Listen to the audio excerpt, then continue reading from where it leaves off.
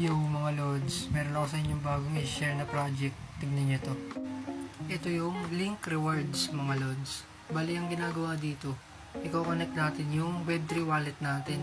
Tulad ng MetaMask, Phantom, o kaya ng Ronin. Tulad nitong sa akin mga lods, kinunin ko yung Phantom tsaka MetaMask. Kaya nagka-points ako. Pero ito yan, kapag matagal na yung Web3 wallet mo at kung palagi kang nagtatransact sa wallet na yun, mas mataas yung ibibigay sa'yo na points. At meron pang ibang criteria yan. Pakita ko sa inyo. Ito yan mga lods. Sa wallet age, kung gaano katagal yung wallet nyo, wallet assets, kung may laman ba, wallet activity sa number of transaction, tapos sa partner NFTs, kung may NFT dun sa wallet nyo. Tapos pag mag-connect kayo ng wallet mga lods, may lalabas na ganyan. So, basahin nyo na lang and then approve, request. Sa ngayon mga lods, ito pa lang yung wallet na pwedeng i-connect. MetaMask, Ronin, tsaka Phantom.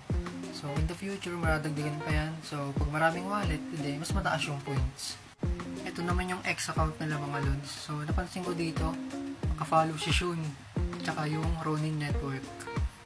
So, yun lang mga lods, no? At yung link ng link rewards, ilalagay ko na lang sa comment section.